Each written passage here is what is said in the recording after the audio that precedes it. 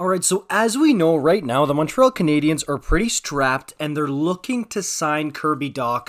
The rumor that's floating out there among respected insiders is that Kirby Dach is seeking, and I guess the Habs are also seeking right now, a bridge deal. So what's been rumored is 2 to 3 years for Kirby Dach, okay? I mean, a long-term extension, it could smack us in the neck out of nowhere, but because this guy is still relatively unproven in the NHL, he hasn't proven consistent play, he hasn't really showed what he is at the NHL level, it's probably going to be a bridge deal for Kirby Dach and the Montreal Canadiens. The problem is, man, are they tight on the cap, and we know that they're rebuilding, so there's a lot of people on the Habs whose names are kind of random. Like, you look at these guys and you're like, why are you on a rebuilding team here? Like, this is weird that you're here. So, I mean, Ken Hughes is probably working day and night to try to get any type of value he can for these types of guys, because clearly, as we can see, the keys to the Bugatti here are being given to Nick Suzuki, Cole Caufield, and Juraj Slafkovsky, Caden Gooley, Justin Barron coming down the pipes as well. There's a couple of vets that are going to stay around, it looks like Joel Edmondson, like seemingly Brendan Gallagher, although that one, I mean, if Galley bounces back and has a really good season, I could absolutely see him being dangled as trade bait with that contract. But as far as a lot of the other guys, there's some random names that have been thrown around in a bunch of trade rumors. We know that Jesse Puljujarvi of the Edmonton Oilers has been linked to the Montreal Canadiens. So, I mean, we saw a couple of guys already get moved out from that mold. We saw Jeff Petrie, Ryan Poehling get dealt to the Pittsburgh Penguins. Weber's contract is gone. Alexander Romanov packed his bags to Long Island. Like, there's guys who are getting moved, and Ken Hughes is not afraid to pull the trigger on some pretty big-time trades if he thinks it helps his team for the future. Because again, this is not really stuff that's going to help them in immediate future. This is stuff that's going to help them down the road, help them become a contender down the road. So, hey, guys like Mike Hoffman, what are you doing on a last-place Montreal Canadiens team? That seems to me like a guy who, look, I know he flopped a little bit when he was in Florida and in St. Louis, but he could probably help a contending team with some third or even second-line goal scoring if he's on a heater. So that's a guy that absolutely Ken Hughes is probably trying to get moved. Paul Byron's contract does not look too great right now in a rebuilding team. Obviously, that's one that's going to be tough to take, along with the Brendan Gallagher one, but he's definitely trying. We've heard those rumors out there.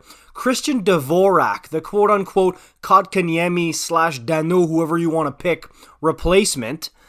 He had some flashes, and I see a lot of Habs fans who still have hope in him and want to give him more chances, but the reality of the matter is, his name's been involved in trade rumors, and they could absolutely move him before training camp, especially if it means a Kirby Dach contract gets done. And speaking of which, another guy that Ken Hughes has come out publicly, and he's mentioned that he has no real interest in actively shopping Josh Anderson, but he's listening to calls, which makes sense. The guy is on the back half of his 20s. He's got a long-term contract. He's making $5 million plus. That's a guy that if you can get good value for him, you have to look at moving him. And that's what I mean by cap casualties here. Like, Ken Hughes is going to be out here sniping dudes, okay? Like, yeah, loyalty, sure, this is a business, okay? And if you're making too much money and you're not part of the long-term plan for the Montreal Canadiens, your name isn't Caufield, Suzuki, Slafkovsky, hey, I can't guarantee you're going to be safe on this team here for the next future here. Even the daddy, Dadonov, who just got acquired, who's to say he doesn't get flipped at the deadline or before? Honestly, very well a possibility. And truth be told, like, of those guys I mentioned, yeah, there might be a couple of them who are safe for a couple of seasons maybe. Looking at Josh Anderson and Dvorak, who might be given a chance to stay with the team for the future here. But a lot of these guys who survive the first wave, like they make it to training camp and the first game of the season still in a Montreal Canadiens uniform, I mean, hey, they might be used as trade chips. Most likely will be used as trade chips at the trade deadline or before, like Dadonov. And I didn't even mention Jonathan Drouin, who honestly, I know he only has 1 year on his contract. I don't see him coming back to the Montreal Canadiens after this season. So look for Ken Hughes to try and go trade that contract as a rental and get anything he can for Jonathan Drouin. I know that look, I mean, his production is dipped like crazy.